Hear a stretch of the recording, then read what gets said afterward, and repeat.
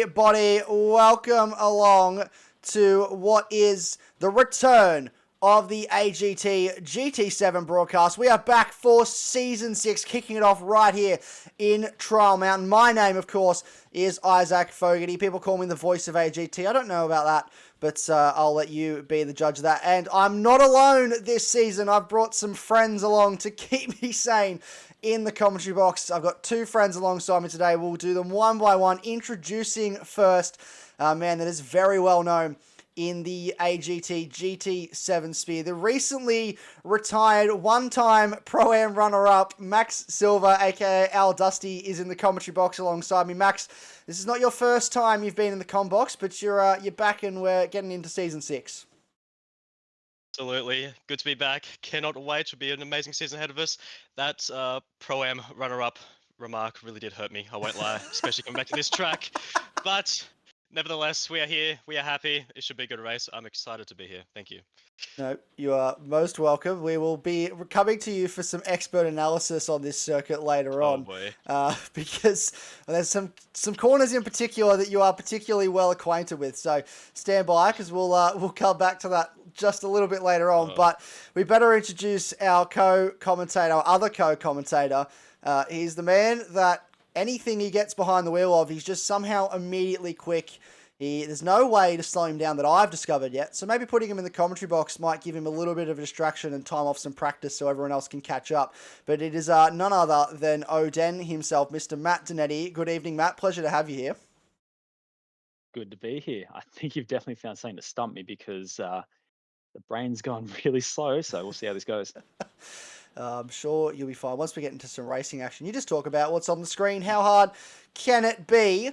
Well, speaking of racing, let's have a look at where we are today. Round 1, we are at Trial Mountain, a track that you know well, Mr. Max Silver. Obviously, 5.4 kilometres, 15 corners. It's a 20-lap race today.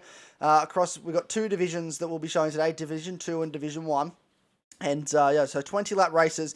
What lays ahead of our drivers today, Max? What can we expect from this circuit? Oh, goodness me. It should be a lot of overtaking opportunities here, especially down to turn 1 and turn 9. If you get a good run onto those straights, you have a very, very strong chance of overtaking. A section that I have to mention, otherwise Isaac won't let me live it down, will be turn 10, turn 11, and turn 12 section. You need to make sure you don't hit the curbs too hard, otherwise there's a wall waiting to bite you. So you have to be careful.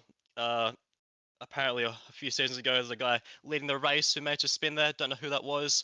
But yeah, have to be careful there. No idea who that was. No idea. Well, thank you for that wonderful insight. That's we'll be coming to you, I'm sure, for some insight through that 10, 11, 12 section. But I can't wait. It's going to be a great race. Matt, have you got any insights? You've probably done many a lap around this circuit. Anything to share? Just that last corner, I think it looks simple on paper, right-hander, but it's really tricky to get the power down there. So that's going to be key, I think, to either making a pass or defending someone, getting a really good run out of that corner. So keep an eye out for cars, I think, losing a bit of traction there. Yeah, absolutely. That's something we're going to have to keep a close eye on. It definitely catches even the most seasoned drivers out. So I think that's sums up our track map now. We're going to get into Division 2 first. So let's have a look at the qualifying results. So it is Puma GT that lines up on pole with a 151.1. And it's fairly close. It looks like in qualifying, only a second separating the top 11 cars, which is actually quite a good spread. We've got Puma GT lining up on pole. Then Not So Fast. Then we've got Steve Fletcher, Bazza, one of our league admins, in 4th. Then we have, SP Motor New Zealand, or NZ, in 5th. Dino in 6th. Then Packer in 7th.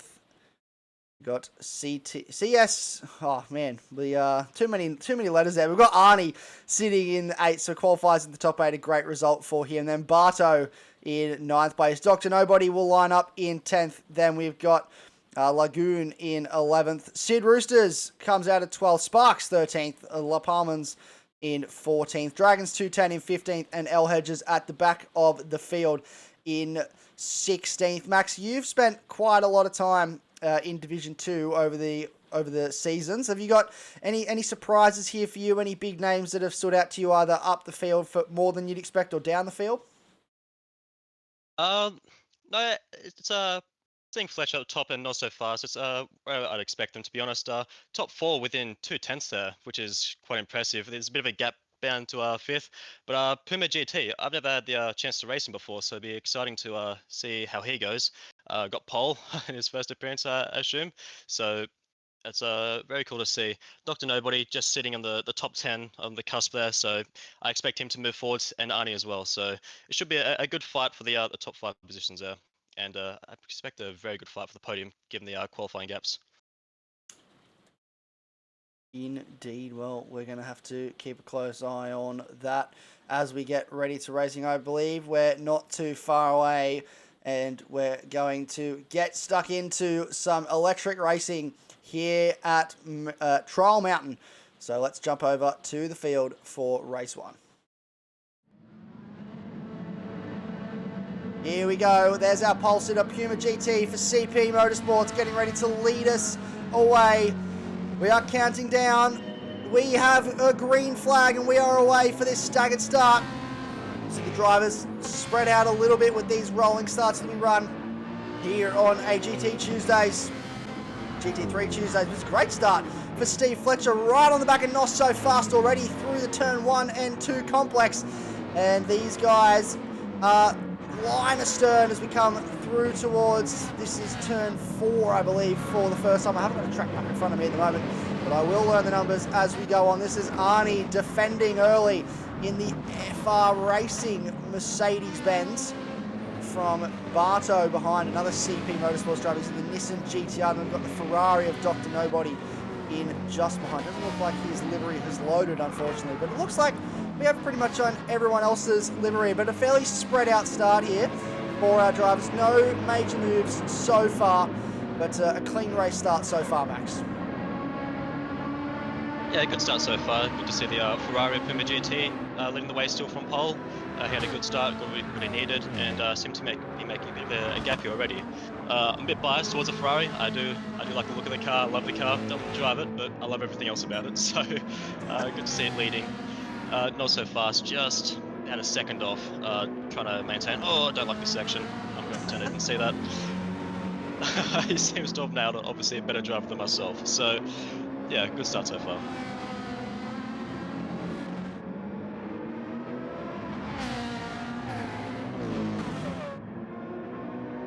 Great start in this race so far. And Matt, obviously you've got a fair amount of experience in this game as we come through this section you pointed out earlier, this final corner. Catch people out very loose there from Bazza on the exit in the Lambo. You've got a vast amount of experience on this game. What are these drivers thinking about here early on in this race? Are they looking at their strategy now, or is it all about, well, there's a car in front of me, I probably should just chase after and try and overtake them? Oh, look, we're through the first lap now, so I think at this point, find your rhythm, save some fuel, save some tyres, get a bit of an advantage on the car in front of you. If a move presents itself, you sort of go for it. You can see here, SP is looking pretty aggressive. I have had the pleasure of driving against SP in other series, and he is very aggressive, so be on the lookout for him to be making some moves if they present themselves, because he does not need a second invitation whatsoever. He's running in that Mazda, the very nice Vision Gran Turismo Mazda, which actually sounds quite excellent as we go on board with it now. And it just is like, it sounds like an old Formula 1 car, one of those V10, V12 Formula 1 cars, and there's just something about that sound, Max, that's just incredibly satisfying. I absolutely love it. I never actually drove this car in any leagues, but it's always one of my favorites to do the AI races with, just for that raw sound. It sounds so aggressive. It really bites so hard. I absolutely love it. Oh, there's a bit of a move there. Late on the brakes. Lamborghini maybe didn't expect him to brake so late there. But you just see a bit of aggression early on from SP in this beautiful sounding Mazda. Yeah, it's from what I've driven it a couple times, and it's a very taily car, so he's doing well to keep on the road and dart and dive as he is. So a bit of a slide there on the exit, so he's definitely pushing. I I'll be starting to, if you can't make this move anytime soon, I'll be starting to maybe calm it down a bit and save some tyres and fuel. Got Arnie weaving to the inside there. Be good to see him get up the field a bit. He's a nice dude and very quick on his day, so it'd be good to see him move forwards. Oh, sideways out of 15 as well. It's going to compromise his exit. Isaac? Yeah, no, definitely. Maybe it would be great to see him move up the field. Obviously, driving for FR Racing this season. We've seen him in and out of a few teams in the past. He drives for Team XV in the Enduros. So, look at how much speed they carry through turn one. I thought he was gone for sure, but he's very taily in this car as well. I've driven this car a fair bit, this Mercedes, and it does tend to favour a bit more of a loose sort of feeling here in the car. Is that sort of something that you would find as to an advantage, Max, or do you prefer a car that's a bit more stable? Of course, there's always a balance to have. It comes down to more driver preference for sure. Arnie seems to be having a good time with it, at least, having a bit of fun sliding around. But in these longer form races, you generally want a bit more stable, I think, to keep the tyres in check, keep everything just stable for now. You don't want to be having unnecessary wheel spin or slides and hurting your tyres, especially lap 3. You want to, at this stage, you should be finding your rhythm and not doing anything silly. So hopefully Arnie can cut the sliding a bit of a minimum, and yeah, he can make those tyres last as long as it needs.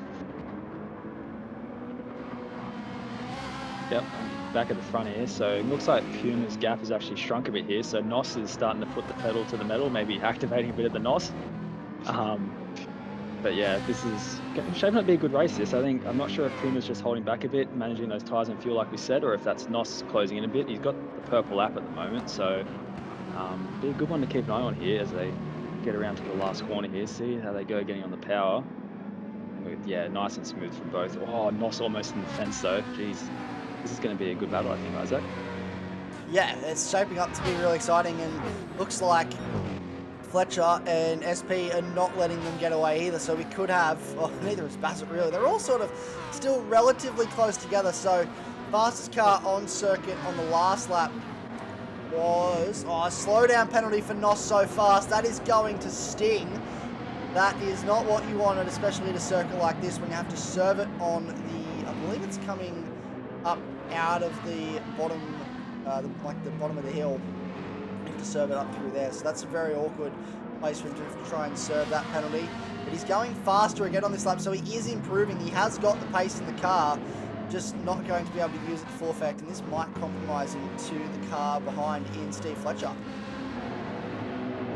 Yeah, absolutely. I think it would have been a cut up turn 1, I believe. It's so easy to do such a simple, easy mistake. You want to hold as much speed to that first section, the turn 1, turn 2, turn 3, and it's so easy to cut the corner and get a half-second penalty, and it really amounts to more of a 1-second penalty after it's served and you've slowed down all. So Fletcher should have a bit of a sniff here. He'll see the penalty. He'll be like a shark sniffing blood at this stage, so we'll see if he loses position. I'm concerned he might lose 2 here. SP is quite close to Fletcher as well, so this is going to be interesting because, of course, yes, you serve that initial penalty, but you're going to be wearing that slowdown for the entire straight as well. So be on the lookout for SP to potentially move up a spot here as well. He's made that move on Bazza like we said he might have done, and he's hanging on the Fletcher pretty well. So this will be interesting. See how we go here, Isaac, I think. Yeah, we'll keep a close eye on it because here we go. It's time to serve that penalty. I thought it was coming up out of the hairpin. It's actually on the straight, pulls all the way over to the left-hand side. And here goes Steve Fletcher alongside. Where is SP Motor? Not close enough, but he is close. Just he's going to have a little look into turn 1. That was a very brave decision there to look for the move. And he does just sit in behind in the end, behind the Kiwi pit lane driver in NOS so far. So he drops to 3rd, only 1 spot as a result of that slowdown, but he is under threat from the, I'm trying to work out all the teams. There's some wonderful liveries on these cars. And just try to work out who drives for who this season. But SP Motor is sitting in behind NOS so fast now, very close actually to the back of that car. I believe that actually is not a properly loaded in livery. I think that's another livery that's unfortunately not, it's hard to tell. I can't quite decide if that's loaded in livery or not. We'll have to. They're Adrenaline GT, so it does have the AGT logos on it. It is loaded in non-default livery. It does look quite nice, as do a lot of the liveries on the grid. Bazza, his livery hasn't loaded in, so he gets the default blue. Unfortunately, that's a common glitch with this game, which is very frustrating, but a lot of teams put many hours into designing and making these liveries look so good, and they do just look fantastic. Absolutely, they do. Just going back to the front here, it looks like Puma GT, as a result of the penalties, has seemed to check out at the front. He's got a few seconds between him and second place, Steve Fletcher, so he'll look to just solidify that. Probably won't be pushing too hard at this stage, just trying to keep the tyres in a good window and not get any penalties. They should battle behind him, all things go his way. So if he just holds his own here, doesn't make any mistakes, and just does his own race, he has a very good shot for a very good result here. Seems Fletcher is under a bit of pressure there too, for P2. Oh, there's Arnie serving a slowdown. What a shame. Yeah. He's up to 6th place. Oh, it's okay. I think he's got the pace to make that back up. But it's a good point about Puma. I think he's in a very... Oh, we got a yellow flag. We've lost someone. What's Puma? No way! It's Puma. No. No. So there you go. We're just talking about it. All he had to just keep it nice and smooth, and he has not managed to do so. And dropped down to 5th. Oh, Matt, Yeah, what are you I doing? think that's all on the commentator's curse. No. Curse of Max Silver. Well, the curse of Max Silver at Trial Mountain continues to bite, and it's not only biting you, but now it's affecting the other drivers as well. And seems to be contagious. What have I it done? does seem to be contagious. Absolutely, another slowdown penalty for Dino. Will cop a slowdown, and this is Packer on. This is for, I believe it's Suck It Up Racing on the back of Arnie now. So Arnie looking to lose another position here to the Porsche driver. Looks down the inside into the bottom hairpin. He's not quite deep enough under brakes. Wonderful job from Arnie to just try and match him there, go as deep as he did, and still pull the car up. That's a wonderful car control from the FR Racing driver. Holds on to 7th place for now, but he seems, Matt, that he's struggling a little bit for pace. Yeah, it could just be tyres are starting to get a bit hot. Maybe that penalty's just taking him out of his headspace a bit. Oh, massive slide.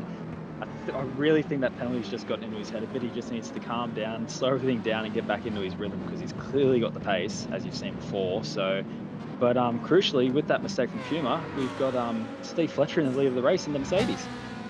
Oh, massive slide. Massive slide indeed, but yeah, we now have a new race leader, and not so fast. Not so far behind.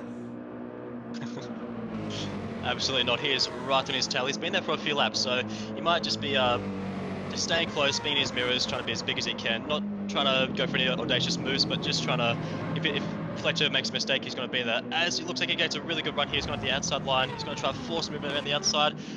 Can't quite make a stick, trying to get underneath him. Doesn't quite work. Very good job from Fletcher there. Good racing from both of them. Not too aggressive. It's still early days in the race. Only 7 laps in, so good to see that they're not too aggressive, but they're definitely racing. They want this win, all of them, of course. So it's good to see. Yeah, I think if I wanted to be someone in this battle, I'd want to be SP, to be honest. I'd be willing these two to get it on with each other and hopefully, pick up the scraps. So watch SP here. I think he'd be doing well just to save some fuel and just see what happens and potentially pick up the scraps, I think. I think he's going to go for a move around the outside. He's not so fast. This could open the door for SP if this compromises his line. Where is Fletcher? There he is. And now look at SP right on the back of the Kiwi pit lane driver. This has opened the door for him to move into P2. If he can get the nice run through this final sector, he could look for a move into the final chicane. Deep under brakes in through turn 13, and now on the run down to turn 14, and this is where you can get a move if you're deep on the brakes, but I don't think he's really looking for one at this stage, just trying to sit in behind. And I think as we now start, look at Bazza's also closed right up as well. This could bring Puma and GT even back into the mix for this race lead, but we talk about, we're getting to tyre wear and we're getting to the halfway point of this race now. What are we thinking the strategy is going to look like? Obviously, it's going to be the one stop. Do we think the soft tyre is holding up enough that we can just go soft to soft? I think so. We're 8 laps in. The tyre wear doesn't seem too aggressive. You can see at the bottom left there. Some cars obviously a lot harder on tyres than the others. Some drivers equally harder on tyres than the others. So it'd be good to see those like SP. He hasn't been battling too much. He's kind of been sitting there in third comfortably. So expect him towards the end of the stint. As we get closer to the pit stop window, he'll be looking faster and faster. I think it's definitely a soft looking race. Yeah, I think someone like Puma GT could benefit potentially from an undercut if he wants to do that, to try to just get some early pace down this second half of the race and to regain some positions that he lost from his little incident.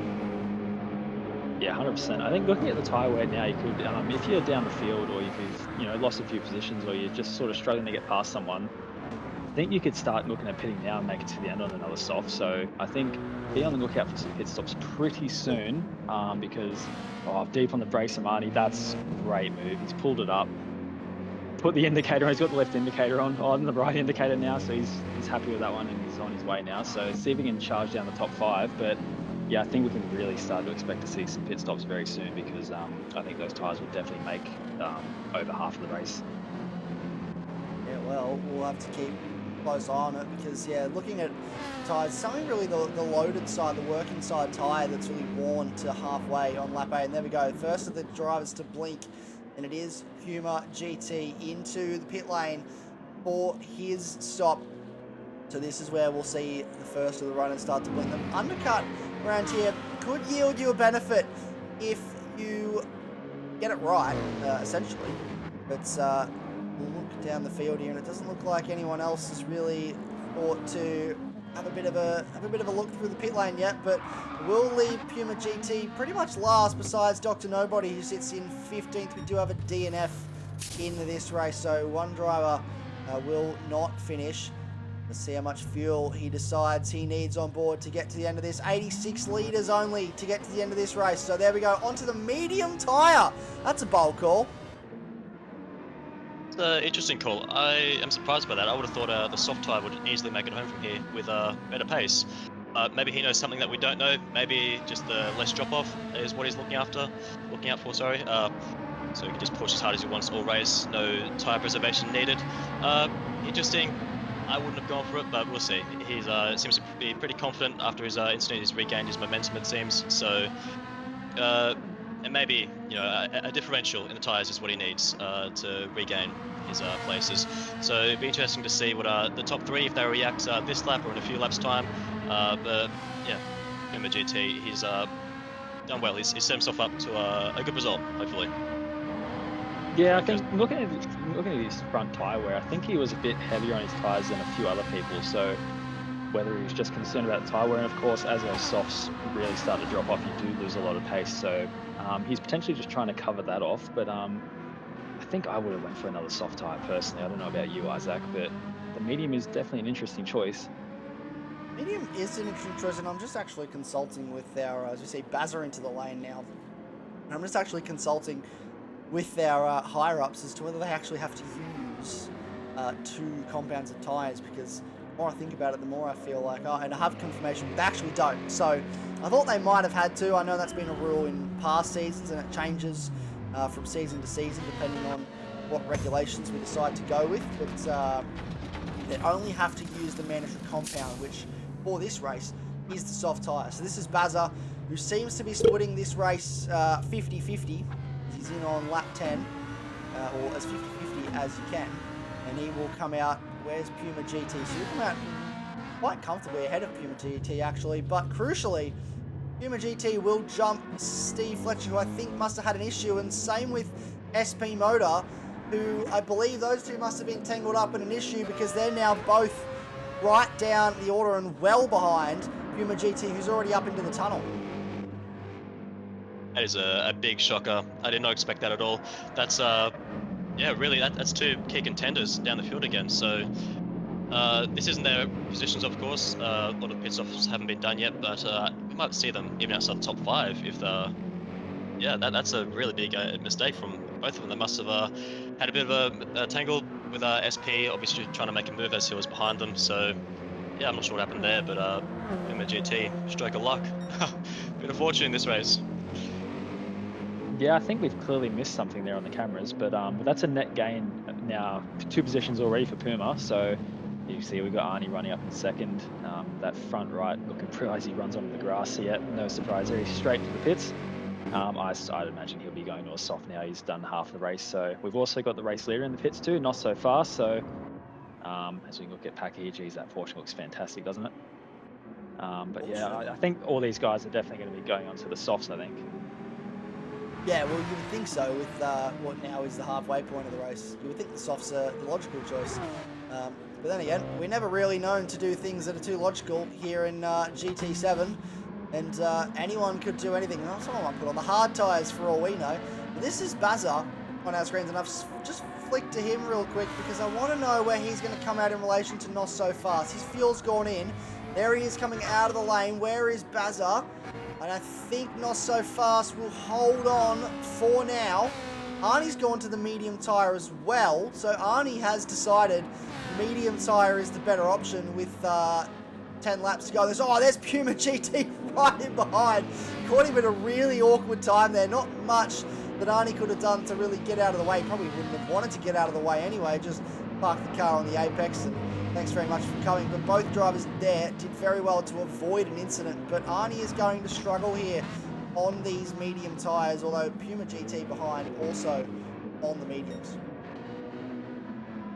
Yeah, but Pumas will be up to temperature by now, you'd think. So it should be pretty difficult for Arnie to hold on here. Puma GT would have had a bit of practice already on these tyres, so given that they're warm as well, he should really be looking to make this move done, get this move done quickly. Dino up in P2, looking to pit very shortly. Same with Packer in first. Yeah, not so fast. Under pressure from the Lamborghini. That is an absolute center and a half. That looks like a good move. Switch back. Oh no, he's gone too deep. He's gone too deep. McLaren gets past again. I don't want to commentate here because this is a terrifying session of performance for me, so I will toss it back to you, Isaac. It's just, yeah, we'll avid viewers will remember myself and Chris Lashbrook going absolutely nuts when everyone crashed what felt like on the same lap. And we cut the cameras to Max Silver being just in the wall at the exit of turn 12 there. Just decided to, you can't decide, I don't really want to turn here. I'm just going to go in a straight line. And it was an interesting day in terms of the Pro Championship for that season. Then we went to Dragon Trail the week after, and it was about as successful experience as it was here. So a couple of rounds to forget for quite a lot of the Pro field. That's a half-second slowdown for Bazza, so that is crucial, Matt. He's got a lot of pace. We saw him right on the back of Not So Fast on the way out of the pits, but now that half second's going to cost him a lot of time. Really feels like the story of his race so far. He's got so much pace in that Lamborghini, but just little mistakes creeping in here and there have really cost him. I really want to touch back on Arnie because I think that highlights the decision that Puma's made there in the pits. Being out on that medium tyre, Arnie's actually managed to overcut him on the worn softs. So that medium tyre undercut not particularly paying dividends for Puma there. It's very interesting to note, and that's why we pay you the big bucks. We don't pay you anything at all, but that's why we pretend that we pay you the big bucks for insights like that, because it is actually an excellent point. That's staying out on the worn soft tyres has actually yielded a better lap time than what's being on the fresh medium zone. You can see those lap times, 53s, 54s, not lap times you'd probably be happy about doing on a set of medium tyres when the fast half of the race is just under a 151, but something you probably would be quite satisfied doing on a worn set of softs. So the question now becomes for me, you've got cars behind as Dragons from the lead of the race comes into the lane, that'll hand over to Not So Fast to inherit the lead of the race now. But the question becomes for me, Max Silver, you've got drivers like Packer on a set of softs riding behind, Steve Fletcher not too far behind as well. Is there something that these guys can do before the end of the race, considering the pace difference we're seeing on the softs versus the mediums? I think so. I think the soft runners, even though the medium runners might have a track advantage, track position advantage, I would still rather be the soft tyre runner. I think the sheer pace advantage. There's a few seconds in it, as we can see with the fast lap and the lap times that you just spoke on with the medium runners doing. I think the soft tyres simply just have so much of a grip advantage. They will fall off at the end of the stint a little bit. Maybe the mediums by the end might potentially be the better tyre, but for now, I really think these soft tyre runners should be making their way through to the front of the field. I think Arnie and Puma both might drop out of the top 5 entirely. So interesting strategy call from those two. So yeah. So your thoughts, Matt? It's a bold call. I don't know if they'll drop out of the top 5. This had disagreement in the commentary booth already. This is not a great start, is it? But I think, look, the soft tyres, I think their main concern is going to be Packer here because he's already on with those softs, so he doesn't need to work his soft tyres to catch up to him. I think Fletcher's going to have to work his softs really hard to, you see there's quite a bit of a gap there for him to make up, so by the time he gets on, he might have chewed the best part of his softs. But here we go. We've got Packer making a move on Puma here, and surely he's just going to have to brake deep on the brakes here. Get it stopped. Oh, it's great racing. Side by side up to your... Oh, here we go. Don't want to be side by side for this section. Oh! Oh, wow. That's really well done by both. Oh, my goodness. Oh, he's loose on the exit as well. That was massively sideways. Oh, my... Here we go. Is he going to send it? No, tucks back in, I think. Oh, there's a door open. He sends it up through the inside. This is really good racing. I think he's just going to tuck it in and settle back down a bit, which I think is the right decision because that was getting pretty hairy for a little bit there. But yeah, back on that point, I think, yeah, the main challenger for these two guys on the mediums is going to be Packer, I think, because he's right there. He's looking pretty quick, and those softs are still really fresh. So yeah, well, it's he doesn't want to use all this tyre, just trying to get past one because there's a potential here. Once I believe Hedges comes into the lane, I don't think Hedges has stopped yet in this race. So once Hedges comes into the lane on some very, very worn mediums, there could be a potential at a podium here if he can catch up to Arnie, but he has to get past Puma GT in front first, so there's a lot to do. Let's have a look through the field with 7 laps to go. 1 second slowdown for Dino. That's so much time. That will hurt because you're going to have to slow down. And back to, I think it just takes you pretty much all your throttle away for a second, and then you lose that momentum coming onto the front straight. So that will sting. And then SP Motor sitting in 9th place moment, Bardo down in 10th, and we've got Lagoon in 11th place for RA, or Race Asylum, and then we've got Sid Roosters in 12th, Dragons 210 in 13th, the Palmans in 14th, and Dr. Nobody still down the back in 15th. 1 DNF in this race so far, but it is this man, Not So Fast, that leads the way in this race in the McLaren. He started to build a gap to Bazza behind, who hasn't really had the pace since that slowdown penalty. Maybe just being a bit cautious, do we think? Or just that Lambo, the tyres are starting to fall away? I think he might just be being a bit cautious at this stage. He might make a bit of a charge in the last few laps, but there seems to be a bit of a gap to Nos in front of him, and there's a huge gap behind him, so he doesn't want to make mistakes. He just wants to solidify this result at worst, you know, so he's there in case Nos makes a mistake. But yeah, he's looked good. He has made the mistakes other people have, so both of these top 2 drivers really, you know, they've been a class above the rest so far, so yeah, they deserve these top 2 positions, but I don't think he'd be pushing too hard at this stage. yeah, I think he's had a crack at pushing, and I think he's worked out himself that pushing to catch up to Nos is just going to result in potentially more mistakes, and I think he's probably realised that P2 is his race at the moment. If any opportunities come up, he'll take them, but Nos has been extremely impressive this race, hasn't he? He's got the strategy right, he's got the pace, and he's minimised the mistakes when a lot of people around him have made the mistakes, so pretty impressive from these two. And if I'm not mistaken, I believe Bazza drives with his chin. Am I not mistaken? If I've got the right person? Oh, you are. That is 100% correct. He, I can't quite remember the condition. Justin was the one that was sort of, we knows all about it. They've worked very closely together. Plays power chair football as well. So he drives on Gran Turismo with his chin. Is the fastest chin I've ever seen. Does very well, plays power chair football, and I don't know if I'm actually allowed to say this, but I'm going to say it anyway. I believe recently was offered what essentially is their Premier League contract for power chair football over in the United Kingdom. I don't know all the details, but I do know he was offered one, which is absolutely incredible. And he does some really good things with power chair football, and Ben and Justin know each other quite well.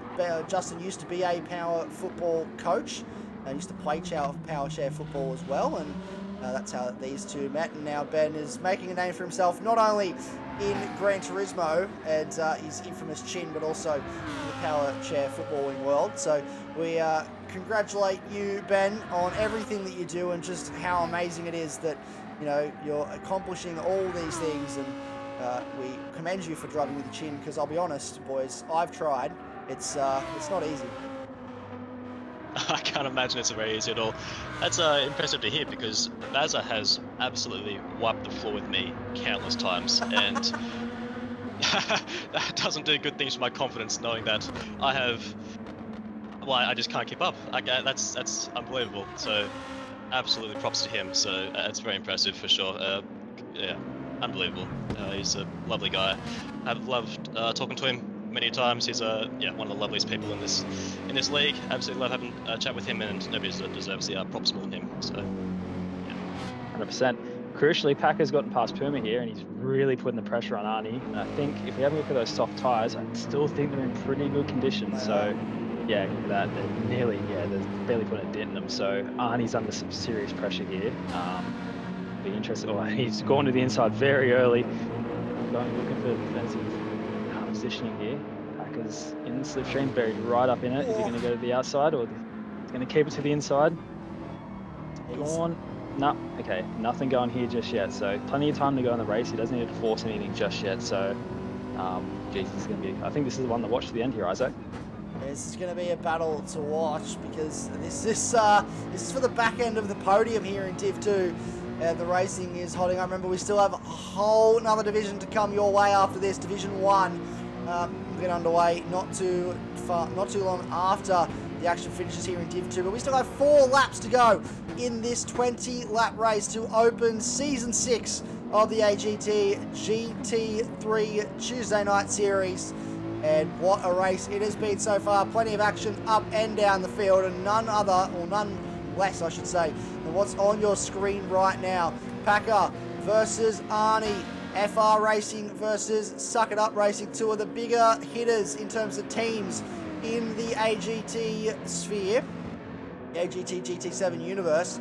And it's very aggressive across, because both drivers are, but those soft tyres seem to be yielding a bit more of an advantage at the moment. But Puma GT, he's not really dropped off the back here, and if something happens between these two, well, they're held up just a little bit too long while battling, there could be a potential for that CP Motorsports Ferrari to get himself back into the equation for a podium. Yeah, absolutely. I'm impressed by these medium tyre runners. They've held their own a lot better than I expected, to be honest. Maybe Packer hasn't been as aggressive as well as I'd expected, given the tyre advantage. But yeah, I think Arnie and Puma has not fallen off at all. He's held his ground. He's probably deliberately leaving a bit of a gap in case anything does happen, like he said. So definitely interesting to see how much closer they really are. And also, it's a note Fletcher in the background, as Packer doesn't quite have the he might have the exit here if he gets alongside. I'll chuck it to you, Isaac, because I hate this section. I'll take back over as we run in towards turn 12 now, Max's favourite corner on the circuit. And he's close again this time. He hasn't been able to make it stick though so far. The car placement from Arnie has been second to none. It's also getting close down the front. I want to quickly jump away because the lead battle is starting to heat up. There's too much for us to keep our eyes on. He does for the inside, as Packer into turn 14, the final chicane, up the inside of Arnie. They're going to go side by side through 14 and 15. Arnie gets the inside line. They're going to stay side by side, but it's Packer that got the better exit out of the final corner, and now Puma GT is going to invite himself into the party like we predicted earlier, and he's going to say, hey Arnie, well, you've lost one position, how about losing 2? And Arnie will not take that lying down, holds on side by side into turn 1. What a move from the CP Motorsports Ferrari to get past, and while we were doing that, Bazza has gotten past, not so fast, for the lead of this race. So we missed the move for the lead, but we saw what an amazing battle, Matt, for what was the back end of the podium. So it's all happening. Oh my goodness, I had my hands over my face for half of that. I missed it. That was insane through turn one from Puma. The commitment shown just there was ridiculous. I'm really curious what happened to Nos there because he had quite a sizable lead. Has he made a mistake or has he gotten a penalty? It's very confusing that, but anyway, Baz is now the leader of the race as a result. So that's, there you go, 56 on the last lap. So something, oh, damage. No, dearie me. So yeah, something has gone awfully array on that last lap. But man, outside of turn one on the medium tire from Puma, that was, I was very frightened for him just sitting here watching. I don't know how he felt sitting there in his rig doing it. So crazy stuff. Crazy stuff indeed. The action is all happening here with only 2 laps to go, or 2 and a bit laps to go.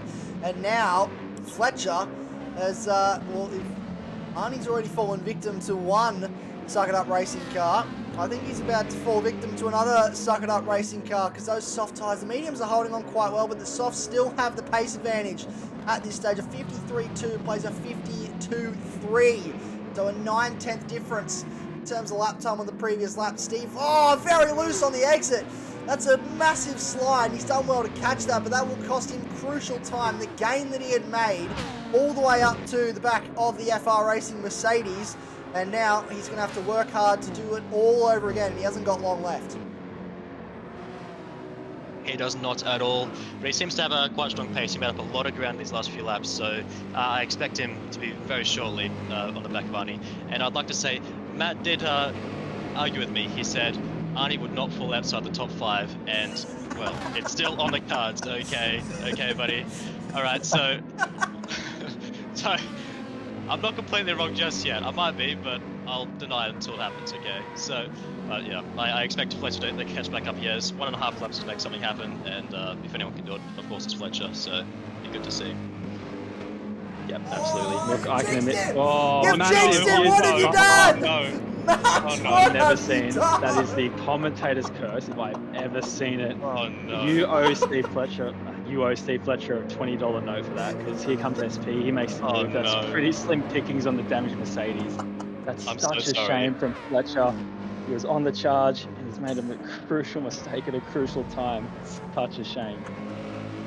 That is a massive shame. Max, what have you done? You're just cursing drivers left, right, centre. Maybe we shouldn't let you talk about anyone specific anymore. Or maybe we should run a vote, and every week everyone donates a bit of money, and the driver that has the most money donated against them is who Max has to specifically talk about for an entire race.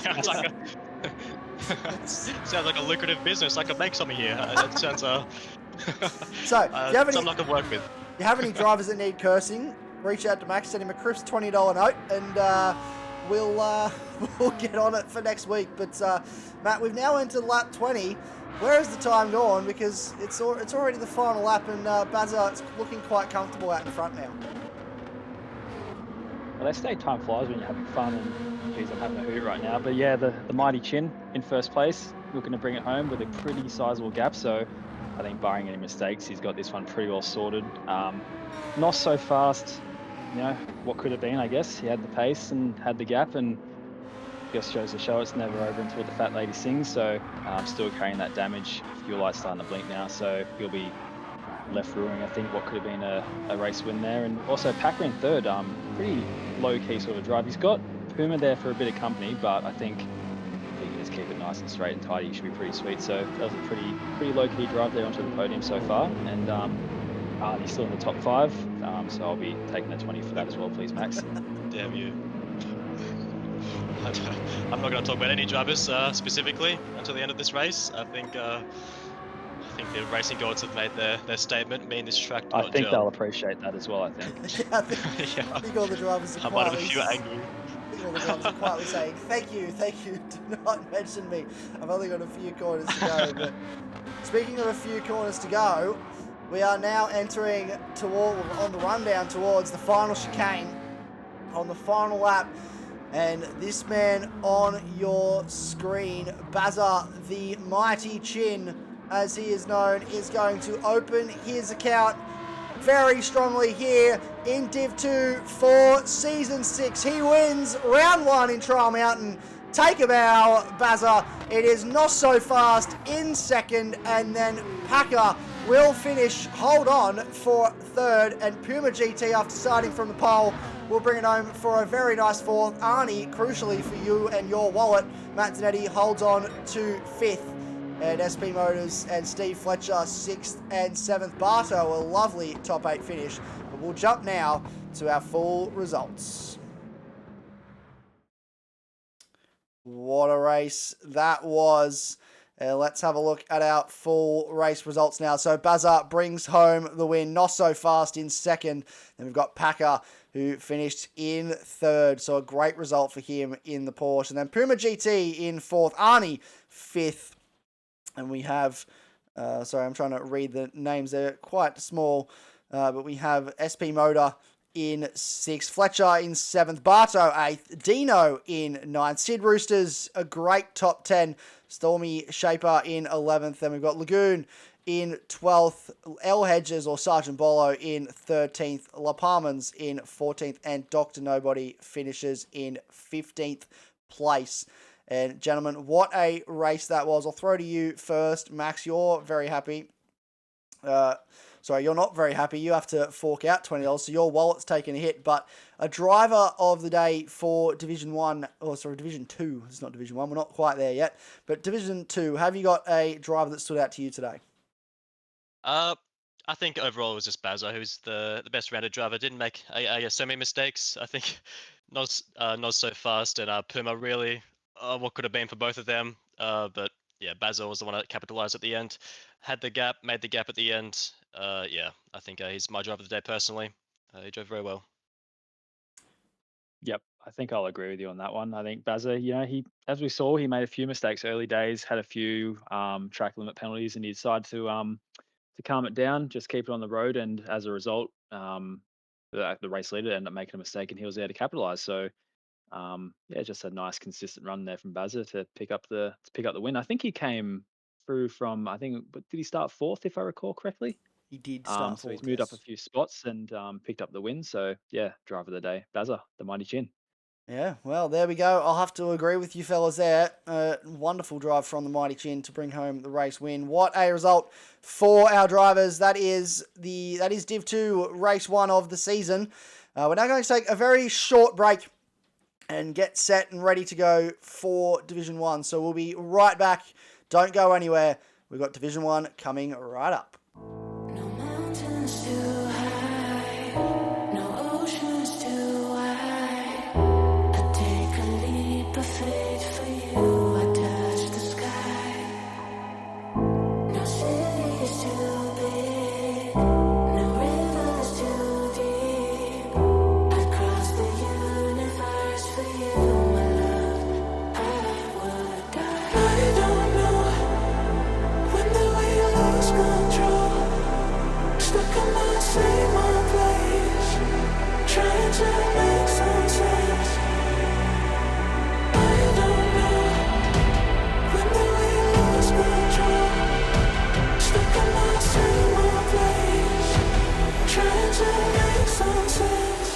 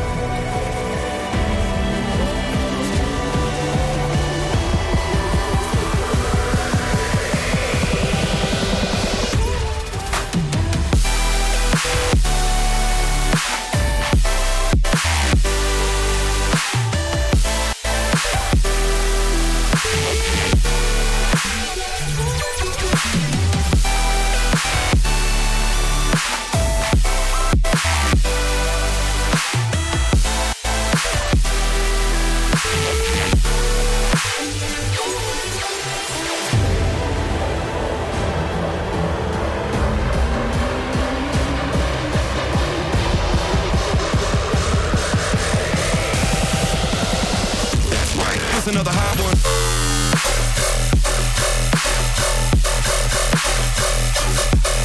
Get up.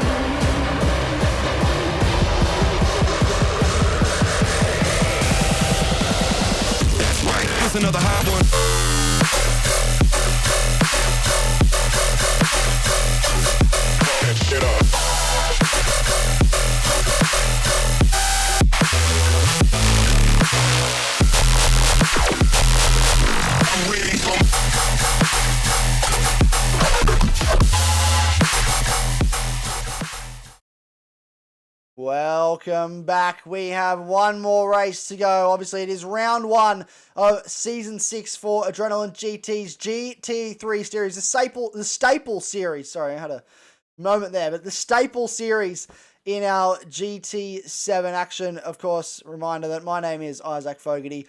And alongside me today, I have Max Silver and Matt Dernedde. Boys, that first race was absolutely electric. Div 2 was something to behold. We still have Div 1 to come, so if that was anything to go by, we're in for a real treat.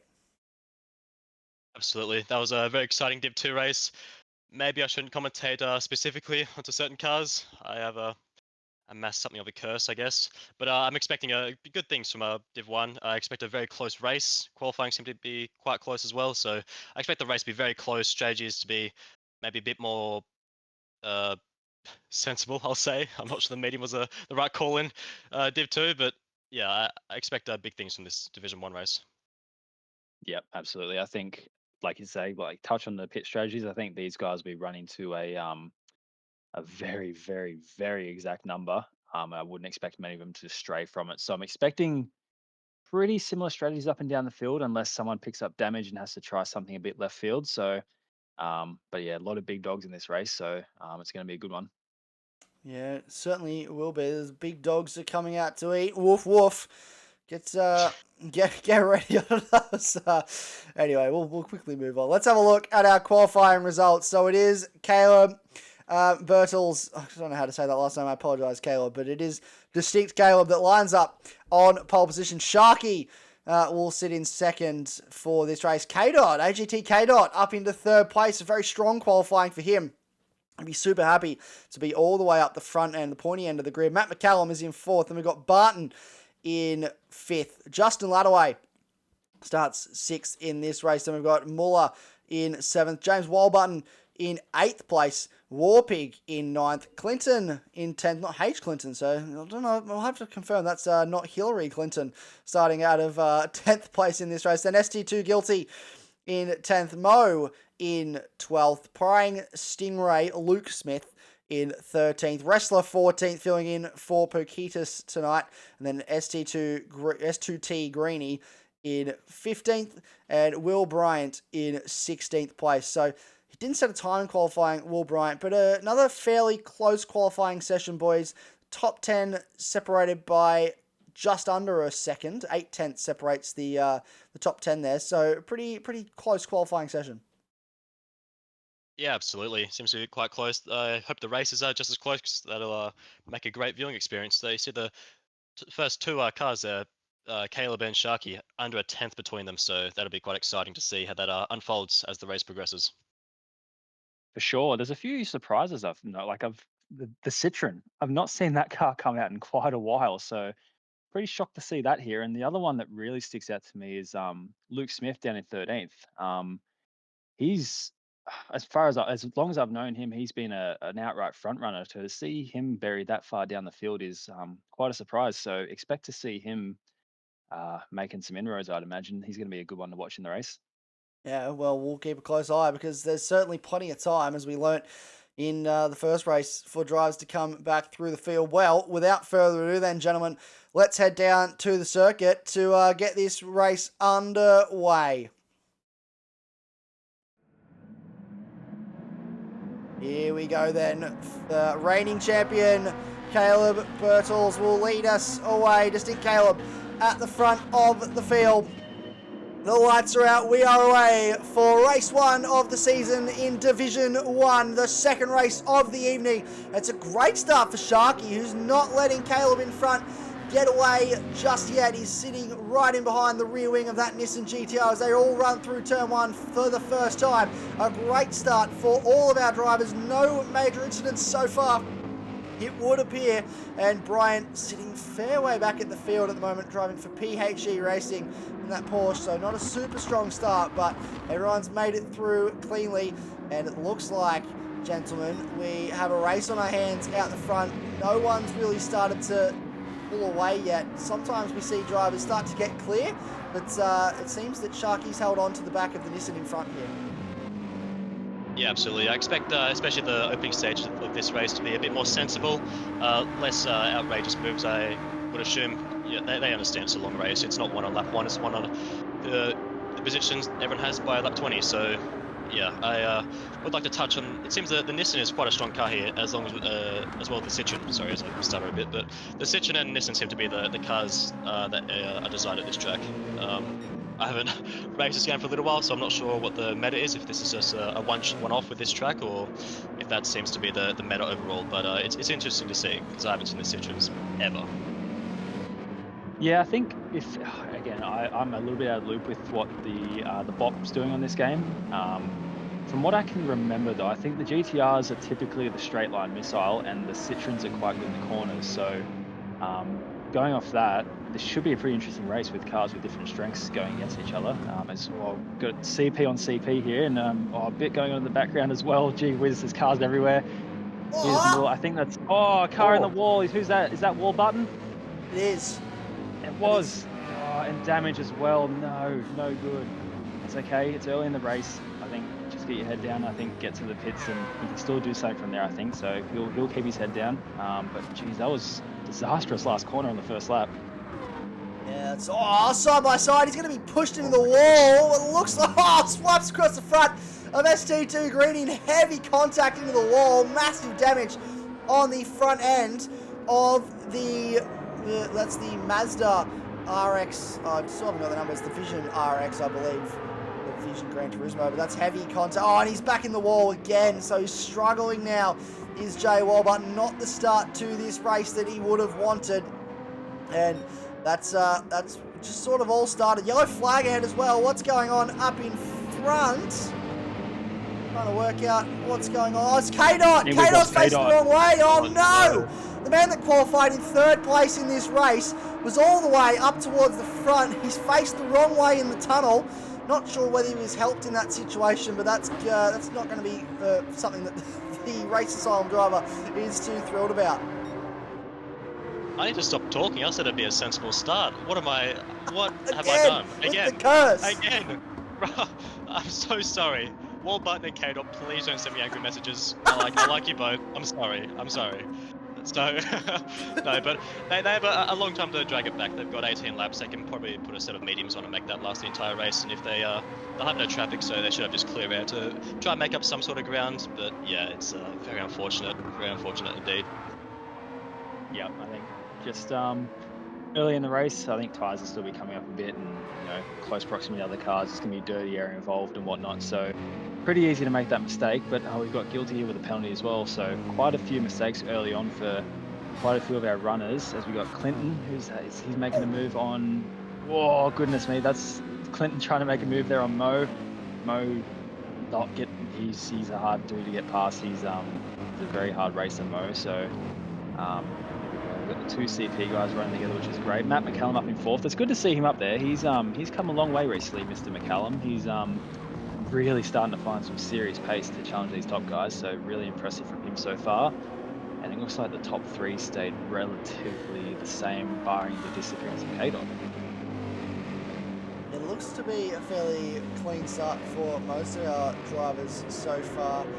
Just trying to get our teams spread up for this season. So it is Matt McCallum, if I can get my drivers right here, is driving for Kiwi Pit Lane this season. So he drives for CP Motorsports in another series that I am doing commentary for at the moment, Track Stars, and we usually see him and Justin running line astern. That's continued against David. Typically I also see the CP cars running line astern, which again is a theme that has continued so far today. The number 2 car right in behind his teammate and team boss essentially in Justin Ladaway. Obviously Chase Chase Motorsports is the man that is in charge of CP Motorsports, but he sort of leaves the running when it comes to GT7 to this man on screen, the lead admin for AGT, Justin Ladaway, former champion of the GT3 series as well, and he's sitting in 5th place at this stage of the race. But it is reigning champion, speaking of champions, Caleb leading the way so far and starting to pull a gap on Sharky. Look how aggressive they are through those first 2 corners there. Very minimal lifts, if any sometimes. It's very impressive to see how consistently they can just be on the edge of their cars in those few corners. And this tunnel as well, I don't know, maybe you have a bit more insight, Matt, being more experienced in this game, but I always found myself really struggling to put the power down out of that tunnel. It was very difficult indeed. Yeah, I think with this track, a lot of the corners are off-camber corners, of course. So I think you'll notice if you ride on board with a lot of these guys, they'll be using a higher gear than what you usually expect. So coming out of this tunnel in particular, they'll flick up to third rather than using second, just to try and take a bit of the torque out of the cars to try and minimize that wheel spin. See K-Dot just carrying that damage, just trying to get as far into the race as he can and try and minimize the second stint as best he can. But yeah, I think this track very, very tricky in the traction zones. So many off-camber corners, like you say, and yeah, you'll see a lot of these guys just using different gear choices depending on the car as well. The turbo cars as well, they'll be different to the NA cars as well. So that's about as much as I can offer on this game. I'm not an expert by any means, but I've done a few laps. By a few laps, you mean a few thousand laps. There's you certainly have you have a lot more experience in this game than I would like to say that I would when it comes to driving cars, because you're not necessarily one of the slow drivers. I think if you were running in this series, you'd be certainly up in Division 1, and Al Dusty would be obviously in Division 2. He's a staple of the Division 2 series. And this is Justin Ladaway now looking to the back of Matt McCallum. These guys again are teammates, but they're not teammates today. And Justin Ladaway has a look at the inside to turn 1, a little bit of side-to-side contact, but they get through turn 1 very cleanly. No one sent into the wall, and that's great driving from both those guys to keep it clean early on. And now this is Muller having a look up the inside now. So 2 CP cars ganging up on Matt McCallum at this early stage of the race, trying to find a way past. They want to keep that tradition of being line astern, and Muller now not able to get the move done through the first sector. Will try and set himself up now on this run down the back straight to get it done into the bottom hairpin. Absolutely. Nissan, as Matt said before, very strong in the straight line, so he might be able to just hang on if he can just be aggressive under the braking and then maybe take a bit of an aggressive line. But yeah, Justin with an amazing move into turn 1, as we see Muller closing in, going for the inside line, very late move to the inside, under brakes heavy, side by side. Oh, I think he's got the job done. McCallum's going to try hold around the outside, but he can't quite. That's a great move from Muller, very decisive, very good move. Wow. Super aggressive from the CP cars on this lap. Justin in the turn 1, I had my face covered again. That was insane. Really well done by both drivers to get through there without one of them or both of them ending up in the fence. But McCallum going the wrong direction at the moment, but it's all good. It's, plenty of time, and have a bit of a regroup and have a think about things. Warpig here also just quietly running quite well in 7th, just keeping to himself and just, minimising the mistakes. And he's done a 50.8 there, which is, that's only 4/10 off the fastest lap of the race. So these guys have really chugged along quite nicely. Stingray as well, up 5 spots. So like I said, keep an eye on him. He'd be moving up the field, and he's already made up 5 in the first 5 laps. So going well. Yeah, these guys starting to make gains, and you did mention that Stingray, you wouldn't be surprised if he was fighting through this field as the race wore on, and that's exactly what he is doing, up into 8th place. Mo as well sitting in 9th, and then Clinton, not the Hillary variety, sitting in 10th place for Suck It Up Racing. Wrestler, the reserve driver this round, is in 11th, and then ST2 Guilty. That's supposed to be a livery on that car. It's not loaded in yet again. And I'll tell you what, I'm getting a bit frustrated by these liveries not loading in, but it seems to be the only one throughout the field that hasn't loaded in. So apologies to Wrestler. That did a little preview down the bottom corner. I'm sure that livery is absolutely fantastic, as are all the liveries on the cars this season. So let's check in towards the front. Those CP cars starting to spread out now. Justin finding his own bit of real estate. The lead group have just sort of all started to spread out now as well. Caleb building that gap still to Sharky behind, and then Barton is just again falling away a little bit from those front 2. Maybe starting to come under threat from Justin Ladaway here. We saw Max in the first race. Most cars go for a 50-50 strategy here and do the soft to soft. The medium tyre not the best race tyre around here. Not a lot of pace in it. Do you think we'll see something similar here with the Division 1 drivers, with the 50-50 with the softs? I think so. I think the 50-50 is generally what you want to aim for, unless you're maybe a bit further down. Maybe if you're around maybe where Mo is, you want to make a bit more of a push towards the front. You might pit a bit early, get a early soft advantage, and just try to make some inroads really quickly. But otherwise, if you're at the front, you're going to just keep it as simple as possible, just to solidify where you are, maintain your position. Don't do anything silly, you don't need to. And yeah, just keep those laps chugging along, and you'll be, as long as you're there by lap 16, you're on for a pretty good result. Yeah, for sure. I've just been, while you guys have been chatting, just quietly monitoring the tyre situation, and I did want to note that Stingray's tyres were going in quite a bad direction, but I've also noticed that he's disappeared. He was in 8th just a moment ago, so we've lost Stingray.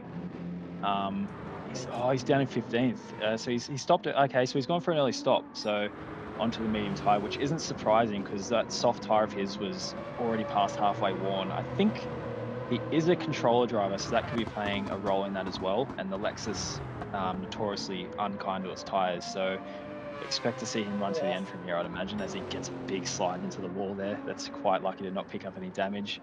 We've got K-Dot also on the medium tyre here now as well, so I think these guys will be running to the end here at the back end of the field.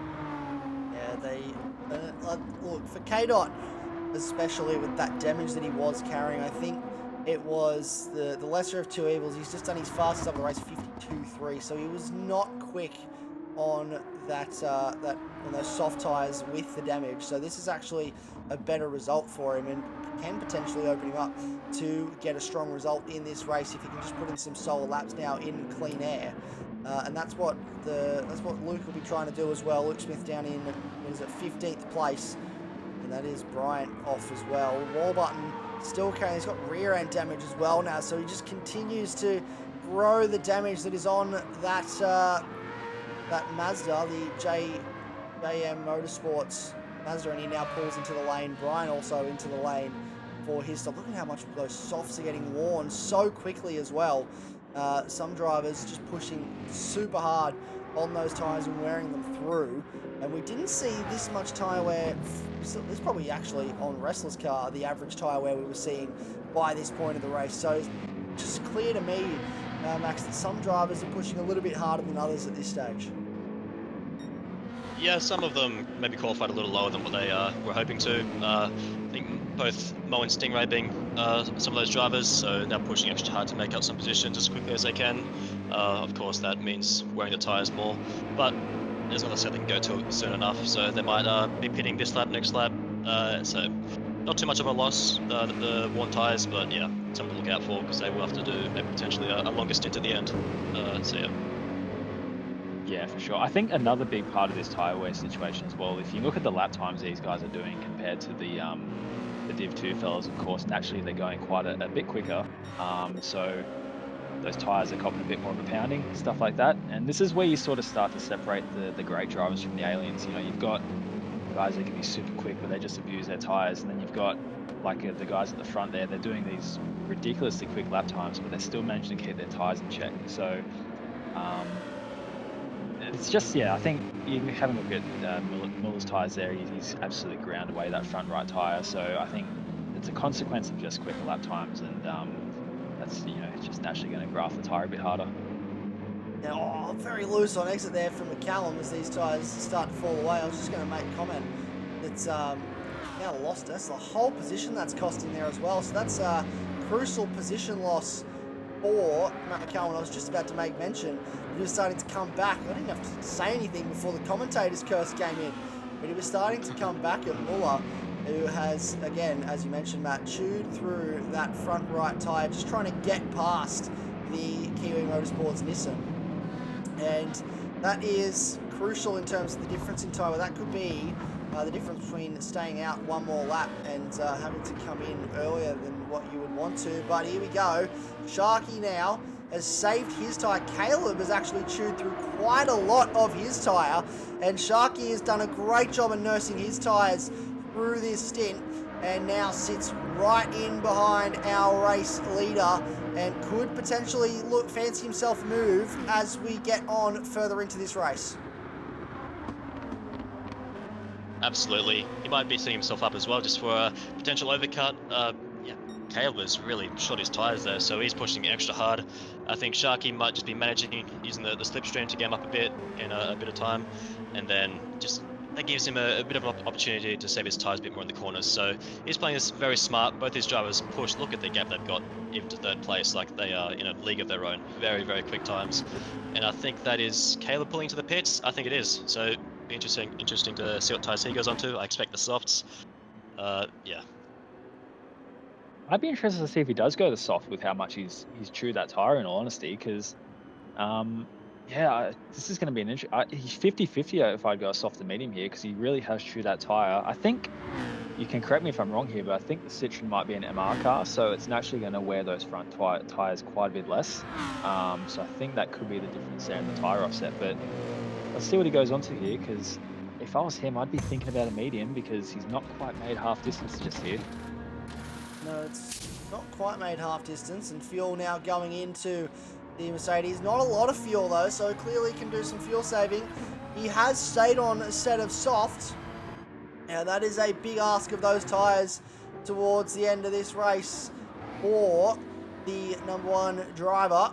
He might be the number one driver in his team, but he's got the number one on the door as the reigning champion. And he now becomes the first of the lead driver to have stopped in this race.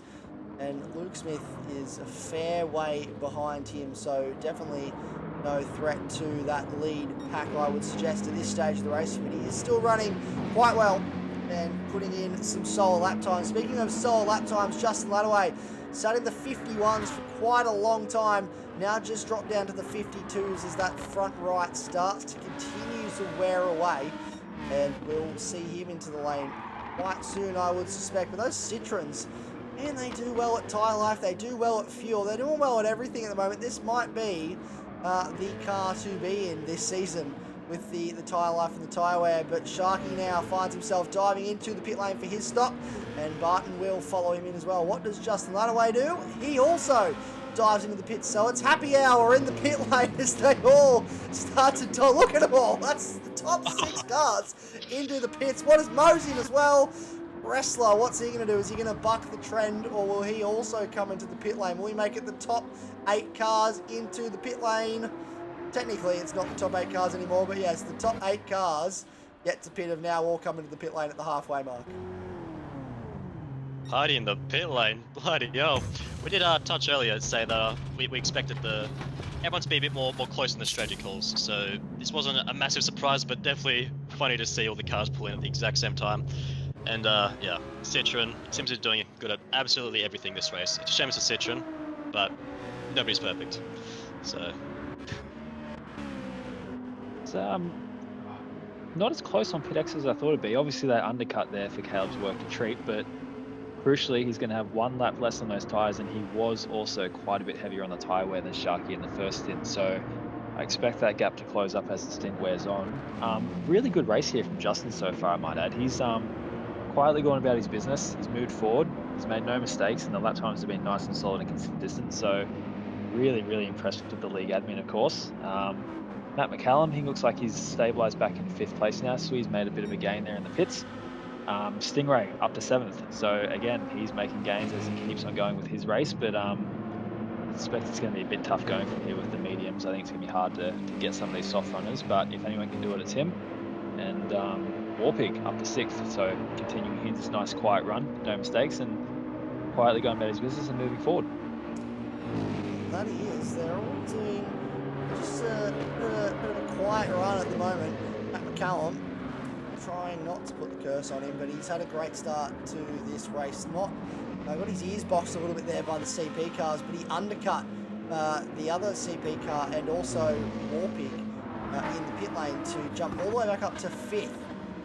And Muller's actually fallen victim to prying Stingrays, Luke Smith here, and he now sits in 7th, but crucially Muller is on those soft tyres, so there is a significant tyre advantage, I would say, in the Mercedes behind, and Luke will have to be switched on. I know he certainly is one of those drivers that is very switched on to what's going on behind him, but he's going to have a rear view mirror full of Mercedes in very well, actually. He's already there. And look at Mo, just sitting in behind. He's on the soft tyre. Probably ready for these guys to battle it out as we run towards turn 1. He has a look to the outside. This is a bold place to try and get the move done. But Luke Smith just sort of pulls in behind and says, mate, you can have that. Go on ahead. I don't want to battle you too hard because I've got a very fast charging Ferrari not too far behind. I think that was a sensible call. Wasn't really his fight, and that's just yeah, good call. Saves them both a bit of lap time. So yeah, had Stingray had a fault that, yeah, Mo would have been pretty much on his rear bumper as of now. So good call from him. Sensible driving, respectful driving all around. Yeah, it's been pretty good driving standards so far. I don't want to jinx it, so maybe I shouldn't say that, but no, it's been a very good watch so far. Yeah, been an absolute joy to watch. And yeah, like I say, that was just really heads-up driving from Smith. He just knew that wasn't his race, so it's all about keeping your total race time down. So he knew fighting Mueller there would have cost him overall race time, so let him go, do your own thing, and you actually save yourself some time in the race by doing that. So I'm really curious about what happened to Mueller in the pits though, because he was right up there with Justin, of course, and has he just put in a lot more fuel than everyone else around him, or because lost a ton of time in the pits there, and it looks like he's carrying a lot more fuel than everyone else. So I think a bit of a strategy blunder there. Yeah, well, we do know that the refueling rate is not particularly the fastest here on Gran Turismo, and it can cost you a lot of time in the pit lane. So that's those leaders that he thought he might have needed have seemed to cost him a fair bit in terms of position, and he'll have a lot of work to do if he wants to get back inside that top 5 before the end of this race. So a bit of contact on the wall on the exit of the final corner for Warpig. No damage to that car though, so that's good news. And these top 3 starting to spread out a little bit. The gap's not too huge between first and second, but it's just staying at a bit of a stalemate at the moment. That tyre advantage for Sharky not yet kicking in, and we'll have to keep a close eye on if it is kicking in. We'll have a look at the tyre wear. A fairly significant, not a huge significant difference in tyre wear at this stage of the race, but probably enough that it will come into effect later on. But he'll have to, Justin Ludaway does the fastest first sector of the race, so the CP Motorsports Lamborghini is starting to put the foot down.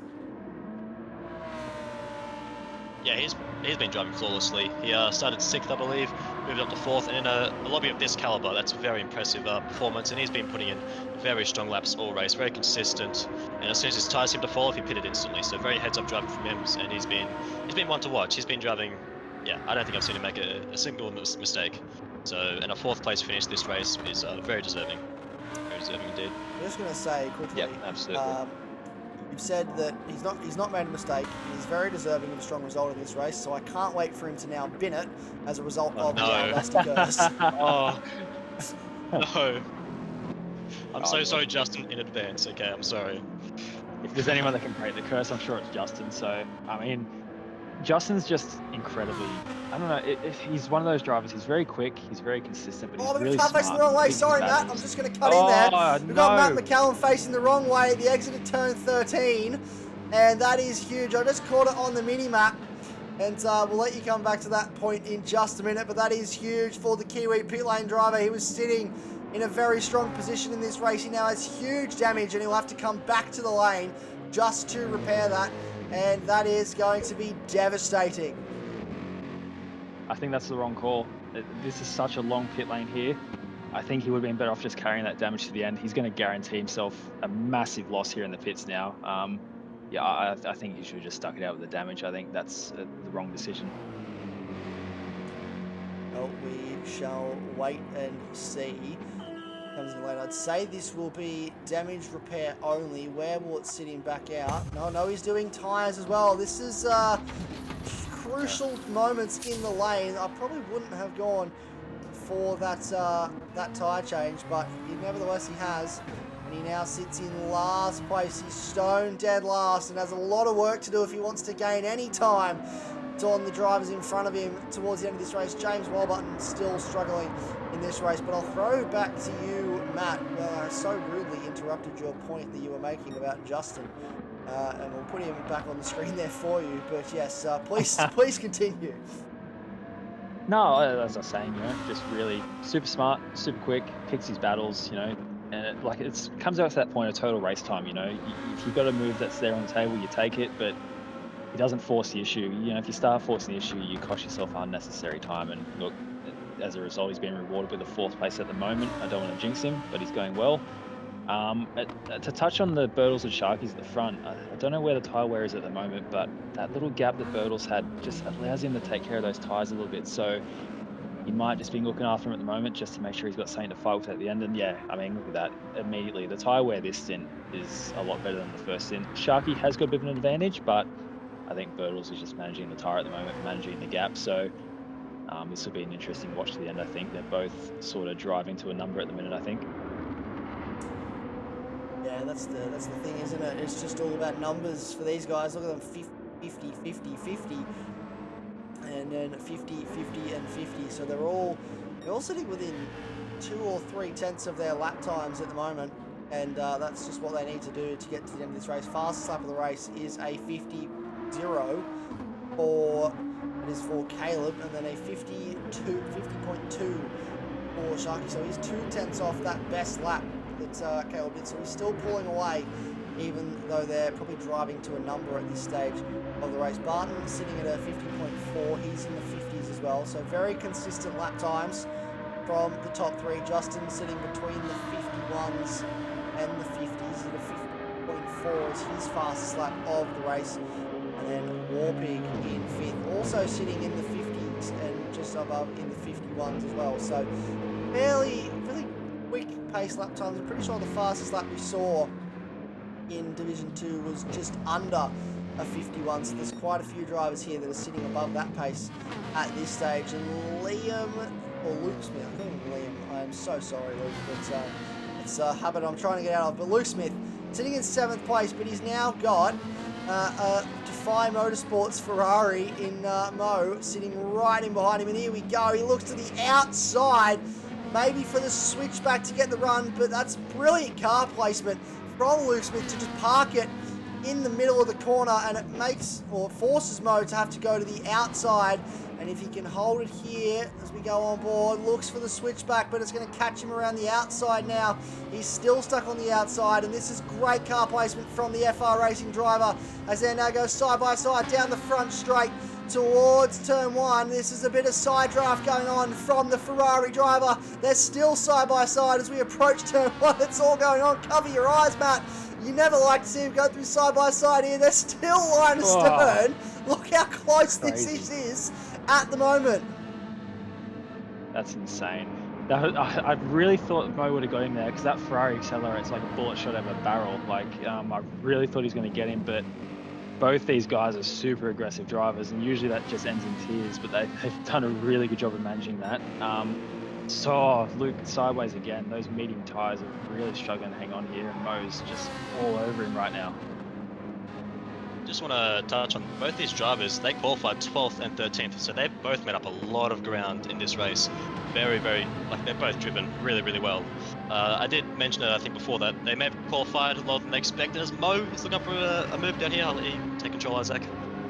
He's going side by side here in the run down towards turn 11. This is really good action from these two drivers. Some great racing, and I believe that is Mo in front. It is. So he gets up into 7th place, the Ferrari, but Luke's not done yet. He looked for a little bit of a get alongside there out of the exit down towards turn 13 now. Turn 12, sorry, I believe that is actually. Still learning my numbers, still learning to count. But that is a great move from the Ferrari driver, and I'll throw back to you now, Max, so you can finish your point before Mo so really interrupted with his overtake. Yes, how dare Mo. No, very good move from him. I was just touching on how far up they've moved this race. They've both had very, very strong pace. They've come a long, long way. And like I said before with Justin, to make moves in this caliber of a lobby, especially like so many, it's very, very impressive. It just goes to show how consistent they've been and how heads up they've driven. It's very difficult to perform at such a level of this lobby, and they've both done very, very well. Yeah, for sure. totally agree. These guys, like I say, such a high caliber lobby to make that many moves is really impressive. I'm really impressed with Warpig as well. He's just gone about his business. He's not really been on the screen, and that's not necessarily a bad thing because he's kept himself out of trouble. He's just done his laps, and he's up in the 5th place at the moment. So really, really impressed with him so far, driving for, I think, is that PH Esports, I believe? Yes. So yeah, quite a good run so far, and I'd like to see how Caleb's tyres are going because it's getting towards that point here now, and if he's been doing enough on those tyres or if Sharky's got the upper hand, it'd be interesting to see. We'll have a look. Warpig just as well started 9th in this race, so he's up quite a few spots as well. So it seems to be that there's quite a few drivers that qualified a bit lower than where their race pace is indicating they can be. And Caleb, have a look at that tyre, about half worn for the right front and just over, or just under, I should say, half worn for Sharky's right front. So the tyre difference is there. I don't think it's going to be big enough for there to be any sort of yield towards the end of this race with only 2 or 3 laps to go now. Yeah, I think between Sharky and Caleb, I think they'll both just be happy with their positions here. I'm not so sure if they can really close the gap up. But yeah, like we saw in Division 2, we can't say it's over until, as I think Dernedde said, the fat lady sings. So, but yeah, they're both driven really well. They're both just pushing the edge. Like the cars can't go any faster. They are both flying. So I don't really know if they can catch up to each other, but I mean, it's something to keep an eye on. But yeah, very, very good. The top 3, the top 4, to be honest. They're top 5, top 8. Let's just say that they've all driven really well. I think I keep looking down the leaderboard and I kept going, actually, you've driven well, you've driven well. So maybe I think the top 8, you can all put an argument for them to have a driver of the race or driver of the day rather. So yeah. It's been For sure, definitely. I think when you got guys at this pace, you've got obviously Caleb. He's a part of Distinct, as we all know, outside of AGT, and you don't get noticed by those guys without being seriously fast. So the battles between those sorts of guys is decided by tenths of seconds, little mistakes here and there. So as you can see, we've got Guilty here with Hillary Clinton all over his backside or in the grass. I think he's tapped the fence there as well. So the Beam is going to have a run here on Guilty, and I'd be surprised if he managed to hold this one off. I'd be probably letting him go and leaving the fight another day. But he's BMW not quite as quick in a straight line as I thought. This is going to be interesting in the braking zone here, Isaac. Oh, it's going to be very interesting in the braking zone, and a late move to defend the inside from Guilty. The Defy Motorsports driver going for a very late switchback, and that has sent Clinton wide and out into the fence. Now, where is K-Dot in all this? He's a fair way back on these two, so that's going to be a big ask. He wants to catch up and get himself looking at the top 10 towards the back end of this race, but these two are going to keep going at it, and if they keep doing so, that could open the door for K-Dot to get himself back into this. He would be looking for a bit of a win, I guess you could say, after starting 3rd in this race and just falling backwards after that earlier incident, that spin into the entry of the tunnel on the back straight. And yeah, not the race that he would have wanted today. Same for Walbutton and Matt McCallum. They haven't had results typically go their way so far. These guys though, pushing on. Look how worn that right front tyre is for ST2 Guilty. S2T, mate, too many letters and numbers that sound the same, I'll be honest. But look at that, just the difference in the tyre with these two, but they're still both quite worn. Oh yeah, Guilty's doing a good job to just maintain his tyres here, I guess. Obviously they're very warm, but he's keeping on track. He's doing what he has to do to secure that top 10 finish, which would be very, very strong, very, very good for him to have under his belt to start the season off. You want, especially in these early races, you want to just build up momentum and just carry that for the entire season. So starting with a top 10 is what you want. As he's I think he's like the wall, I under think. pressure. Oh Yeah, I think Guilty slapped the wall into the entrance of the tunnel thing. I saw a lot of dust kicked up, and looks like Clinton's got that Must have move missed down. that. Watching Guilty is very aggressive on the brakes. I've been looking for a move back here potentially as he goes up the inside. Yeah, he's got it there. Has he got the tyre grip to get around the inside there? Oh, I can't quite say. There must be side by side through Oh, gee whiz, I knew that. Oh, Oh, what a second through, tragic suicide. through Max's That's favourite insane. corner. Oh, It's oh my still goodness, I going can't on. watch. It's It's still good going racing on a on. dead tire as well. Oh, not dead Yeah, tire. it's hard. It's a miracle he's on track, let alone battling this hard. It's Unbelievable. just a I was testament going to to how make a good he's point going. before all that kicked off that I do know that Guilty is on a controller, so that would be contributing to the tyre wear as he looks for a move around the outside now. It's still going. These two haven't stopped yet. And I think I need to have a word to the Trial Mountain circuit organisers about the lack of good external camera angles through that hairpin, because there's so many overtakes and we just get this really nice close angle shot of one car and there's not much that we can do. So we try to go on board, but there's also not much you can do when you're on board as well. But we're now on the final lap, would you believe? Again, as you said, Matt, earlier, time flies when you're having fun. And Caleb's already coming around to start to wrap up this lap. Yep, fantastic race by Caleb. You can see the fuel there. He's managed it perfectly right down to the last decimal point. Look, no worries on tyre life at all. So had all of us fooled there in the first stint. I really thought he was going to struggle on that tyre, and he's shown no signs. He's only just dipped into the 51s on that last lap. So a drive worthy of the number one in this car there. Sharky in second, really impressive, not far behind at all. So definitely a great race by him. And I think Barton not too far behind in third as well. Yeah, well, here we go. Through the final corner now. He's going across the line. The reigning champion opens his account very strongly with a win. Here at round one at Trial Mountain, it is Caleb Bertils on top. Then Sharky in second. Barton, in third. And then Justin Ladaway, a great result, avoids the infamous Al Dusty curse and will come home in fourth. Warpig as well does a brilliant job to bring that car home. A very quiet race for him, but quiet sometimes can be good. Comes home in fifth, and then it is Muller in sixth for CP. Mo in seventh for Defy. A great result for him and Defy Motorsports to open strongly. And then Luke Smith from all the way down in 13th in 8th. And we'll jump over now to have a look at the full race results. What a race that was. Let's have a look at our results now. So, of course, it is Caleb leading the way, taking the win in this race from Sharky in second. Barton is third. Justin Ladaway in fourth. Warpig fifth. Muller sixth. Mo in seventh. And Prying Stingray rounding out the top 8 in the field. Then Wrestler just outside in 9th. Clinton in 10th.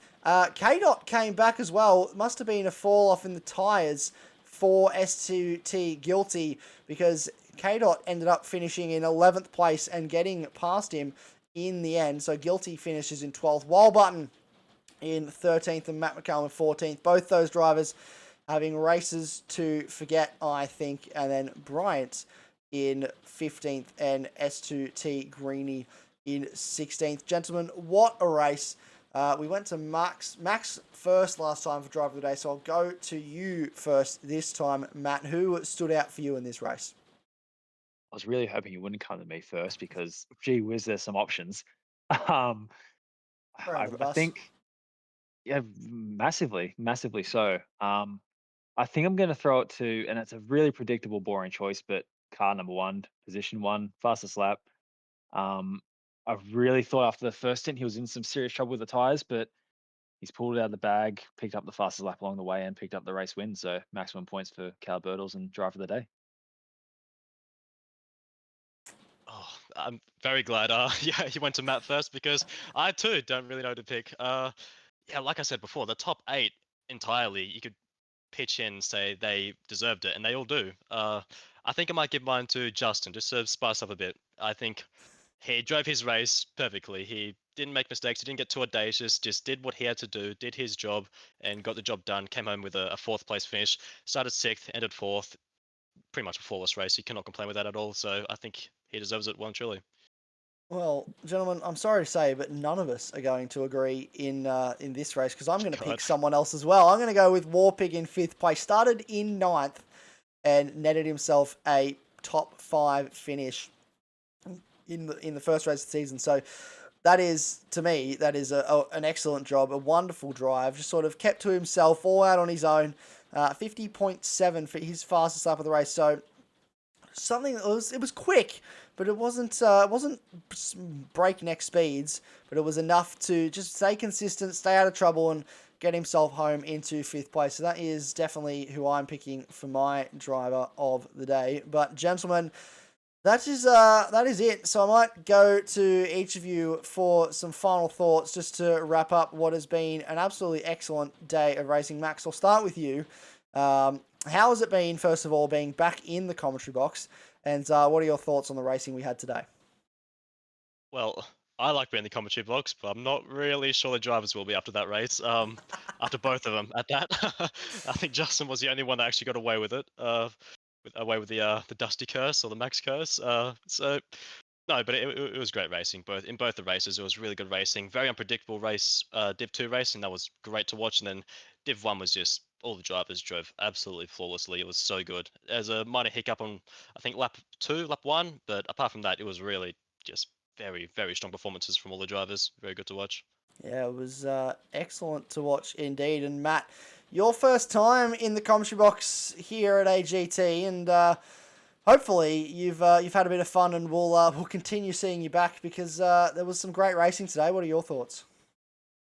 Yeah, fantastic racing, and first time in the commentary box, first time being nervous in quite a while, so it's been a trip. But look, I'm a race fan. I enjoy watching racing, and being able to throw some words over it's pretty fun. So yeah, looking forward to the next round. Hopefully, I'll be back. And yeah, like I say, I think both races were fantastic, and all the drivers done a great job. And this is a really challenging track. I think it's a bit cruel from the admins to put this as round 1 because so many off-camber corners, high tyre wear. It's bit of a trial by fire, trial mountain, I guess. But there you go. So yeah, good night of racing, and yeah, look forward to more. Absolutely. Well, next week I don't know whether I'm happy to say or whether I'm just going to say that we're going to Dragon Trail Gardens, which is the shorter circuit at Dragon Trail, but we're doing it backwards.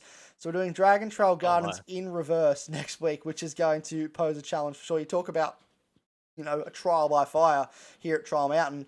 It's going to be a trial next week for our drivers on what is a tight and twisty circuit. So that's something we'll have to keep a very close eye on.